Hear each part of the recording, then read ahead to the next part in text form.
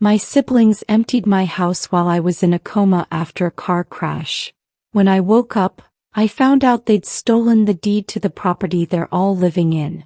Let's make this moment special. Subscribe if you believe in stories like this and tell us your city in the comments below. The 18-wheeler came out of nowhere on I-85. One moment I was singing along to Jasmine Sullivan, the next I was spinning, metal screaming, glass exploding around me. Then nothing. Pure black nothing. I don't remember the impact. I don't remember the paramedics cutting me from the wreckage. I don't remember the 3 weeks I spent fighting for my life in Grady Memorial's ICU.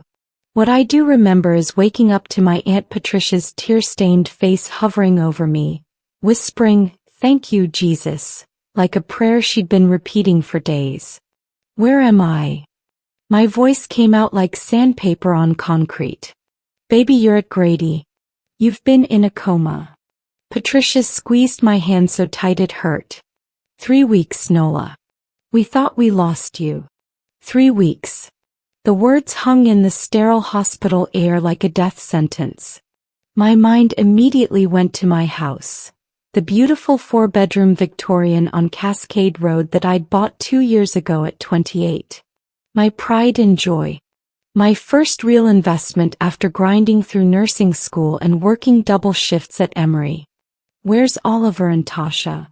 I asked about my older siblings. Patricia's face did something strange. A flicker of anger crossed her features before she smoothed it away. They're handling things. Don't worry about that now. You need to focus on getting better. But I caught it. That hesitation. That careful tone people use when they're hiding something that'll break your heart. I just didn't know yet that my heart wasn't the only thing that would shatter. Physical therapy was brutal. Every muscle in my body screamed betrayal as I relearned to walk, to stand, to exist without machines breathing for me. The doctor said I was lucky. Fractured ribs, collapsed lung, severe concussion, but no permanent damage. Lucky felt like a joke when I couldn't shower without help. My phone had been destroyed in the crash. Patricia brought me a replacement, but when I tried to access my accounts, everything was wrong. My bank app wouldn't open. My email password didn't work. Even my social media was locked. The hospital must have given you a messed up phone, Patricia said, but she wouldn't meet my eyes. Call Oliver for me, I said. I need to talk to him about my bills. The mortgage is due in a few days. He's been handling everything, baby. Don't stress yourself. I'm not stressing. I just want to talk to my brother. Patricia's jaw tightened. He's busy right now. I'll have him call you later. Later never came. Neither did Tasha. 4-5 weeks of recovery, my siblings, the same ones who'd crashed at my place every other weekend, eaten my food, borrowed my car, never showed their faces. Not once. My cousin Devin finally visited on week 6. He brought Popeyes and awkward energy, avoiding eye contact as he unpacked chicken tenders like they required intense concentration. Devin, what's going on? I asked point blank. What you mean? Don't play with me. Where are Oliver and Tasha? Why won't anybody give me straight answers? He set down the food. His hands were shaking. Nola, you need to call a lawyer. Like yesterday. Devin drove me past my house 3 days after I was discharged. I'd begged him for an hour straight, promising I could handle whatever I needed to see. I couldn't handle it. My house. My beautiful house with the wraparound porch I'd spent $8,000 restoring, was completely transformed. New furniture sat on my porch. A BMW I didn't recognize was parked in my driveway. Through the front window I could see people moving around, laughing, living. Who the hell is that? My voice cracked. That's Oliver's girlfriend, Callie. And Tasha's boyfriend, Jerome. They've been staying there. Staying where? In my house. Devin's hands gripped the steering wheel until his knuckles went white. Nola, they didn't just stay there. They moved in. Completely. All of them. I felt like I was having another car accident, but this time I was wide awake for the impact. What do you mean moved in? They have their own places. Not anymore. Oliver gave up his apartment. Tasha broke her lease. They told everybody you wanted them to watch the house while you recovered. Watch it. Watch it. I was screaming now. Take me to the door. Right now. Nola, wait. Yow. Devin pulled into my driveway. I practically fell out of the car, my healing body protesting every movement as I stumbled to my own front door. I didn't have keys, they'd been lost in the crash. I pounded on the wood hard enough to rattle the frame. Oliver opened the door looking annoyed, like I was a Jehovah's Witness interrupting his Saturday. Then his face went pale. Nola. You're out of the hospital. Oliver stood in my doorway, looking at me like I was the one who didn't belong. He'd gained weight, his face fuller than I remembered. He was wearing a new gold chain I'd never seen before. Behind him I could see my grandmother's antique china cabinet, but it was nearly empty. Can I come in? I asked, voice shaking. To my own house. Now's not really a good time. He actually said that. With a straight face. Excuse me. Tasha appeared behind him, her braids freshly done in that expensive style from the salon on Peachtree that cost $300. She had the nerve to look annoyed. Girl, why didn't you call first? Tasha said. The audacity punched the air from my still healing lungs. Call first? To come to the house I own? The house I pay the mortgage on. See, this is what I'm talking about. Oliver crossed his arms. Always about what you own, what you pay for. We're family, Nola. Family shares. Shares. I pushed past him and he stepped aside, probably because Devin was right behind me, all 6'3" of him looking ready to break something. Where's my furniture? Where's Grandma's china? Where's my stuff? My living room was barely recognizable. My cream leather sofa, gone. The coffee table I'd restored myself, gone. Family photos, gone. In their place was cheap furniture from Ashley Home Store, still bearing price tags. A 75-inch TV I'd never purchased dominated one wall. Callie emerged from my kitchen eating a sandwich. My kitchen. She stopped mid-chew when she saw me. Oh shit, she mumbled. Everyone needs to leave, I said quietly. Right now. Oliver laughed. Actually laughed. This ain't just your house anymore, little sister. What did you just say? My heart was pounding so hard I thought my ribs might crack again. Oliver pulled a folded paper from his pocket, waving it like a victory flag. You were in a coma. Somebody had to make decisions. Somebody had to handle your affairs. What affairs? What are you talking about? I grabbed for the paper but he held it away. Tasha spoke up, her voice dripping with fake sweetness.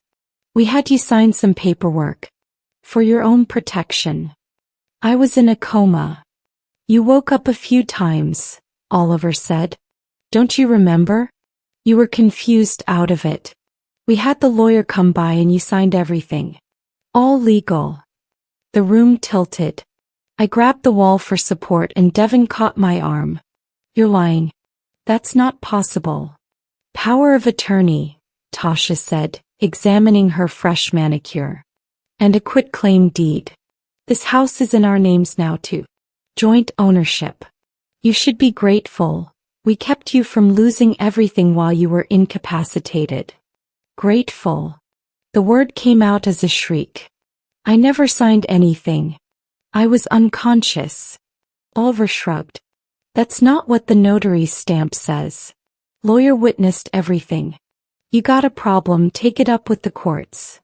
Devin pulled out his phone, already dialing. This is fraud. This is straight up fraud. It's family helping family, Callie chimed in, still holding her sandwich. Y'all black folks always taking each other to court instead of working things out. I turned on her so fast she stepped back.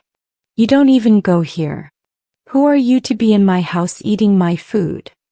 Our house, Oliver corrected. And Callie's my fiancé. She lives here now. I called the police from my own driveway. Officer Jenkins arrived 20 minutes later, a middle-aged black woman with tired eyes who'd probably seen this exact scenario play out a dozen times in Atlanta's gentrifying neighborhoods. Ma'am, this is a civil matter, she said after hearing both sides. If your name's on the deed with theirs, I can't remove them. But I never signed anything. I was in a coma. You'll need to prove that in court. Get a lawyer. She looked at me with something like pity. I've seen this before. Family property disputes get ugly. Document everything. Oliver stood on my porch, smirking as Officer Jenkins drove away. That smirk ignited something in me that the car crash couldn't kill. At Patricia's house that night, I called every lawyer in Atlanta who'd answer. Most wanted $5,000 retainers I didn't have. My savings account when I finally got access showed $247. Should have had $18,000. Unauthorized withdrawals, the bank representative said. Looks like someone with power of attorney cleaned it out. You'll need to dispute this with documentation. My credit cards were maxed.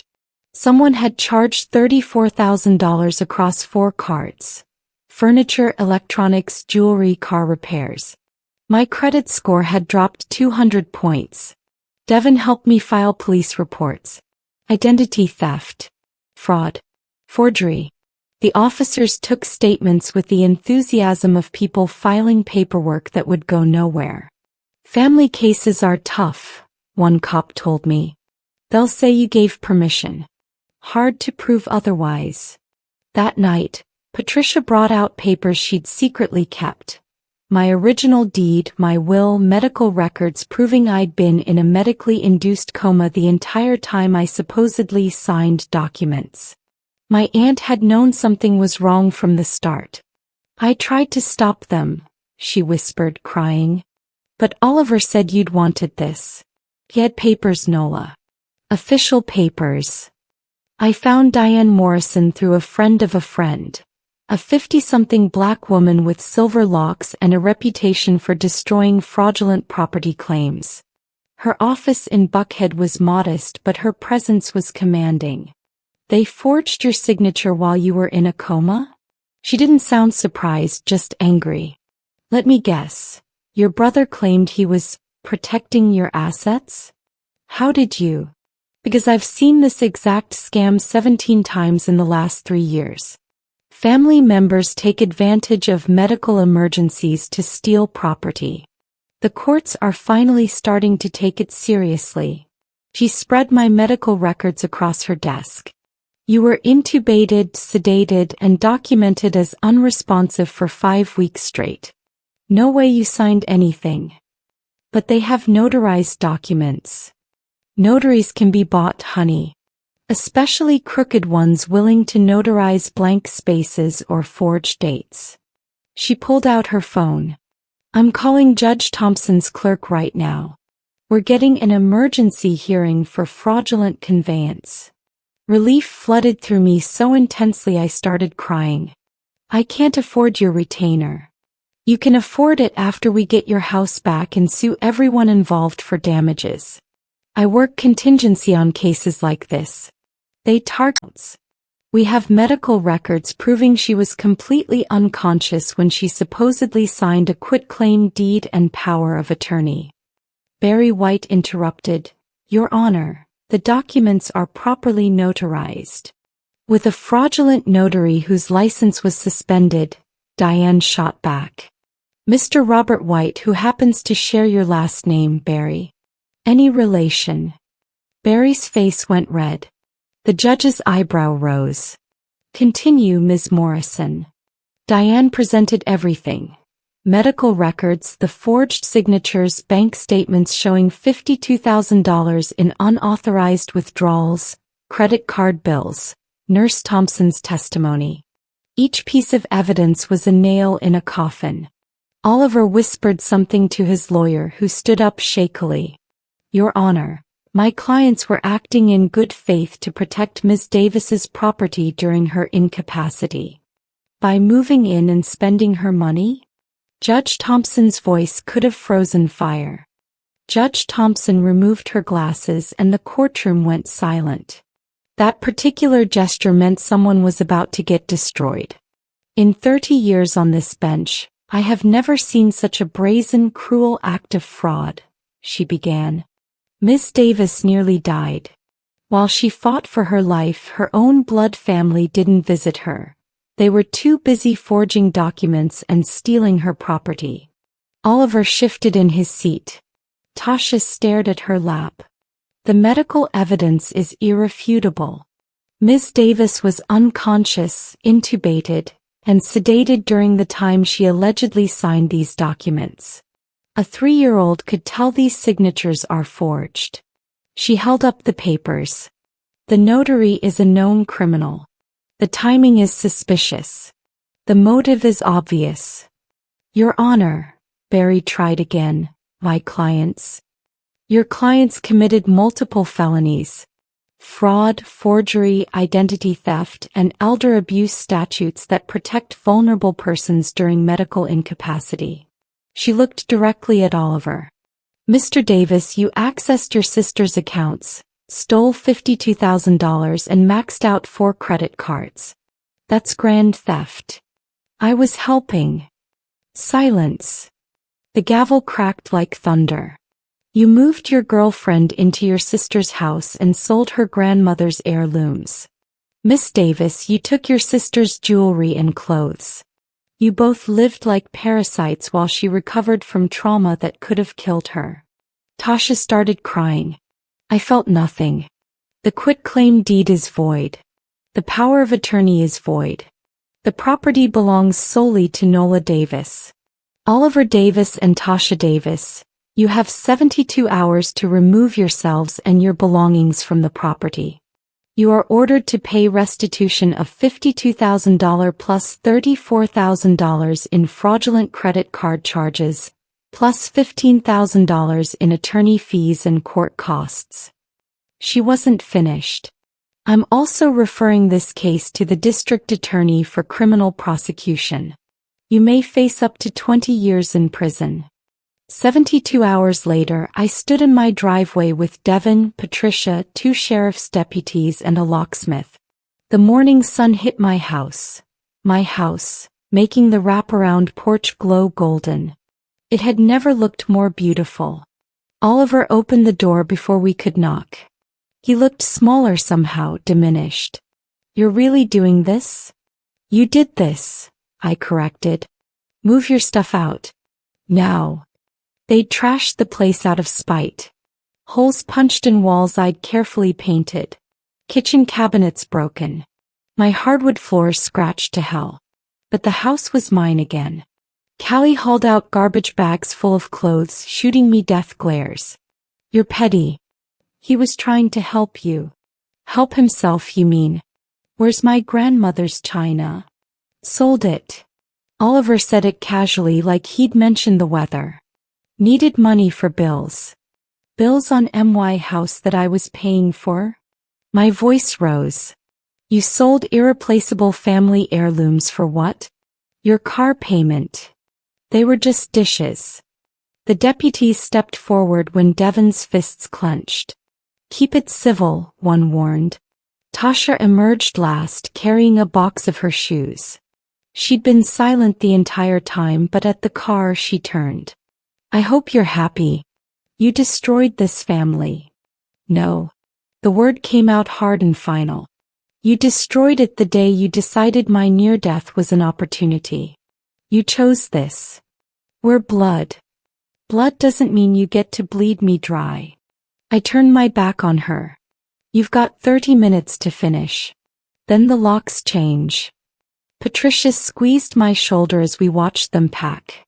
Your mama would be proud of you, baby. Standing up for yourself. My mother had died when I was 19. breast cancer that ravaged her in 8 months. She'd worked 3 jobs to buy the house I eventually inherited. These people had tried to steal her legacy.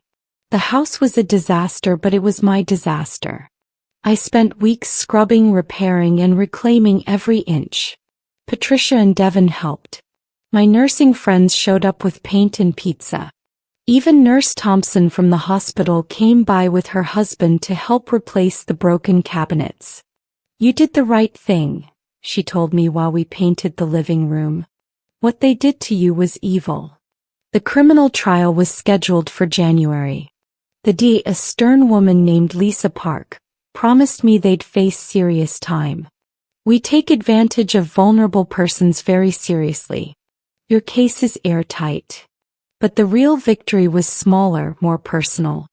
I found one piece of Grandma's china at a pawn shop on Candler Road.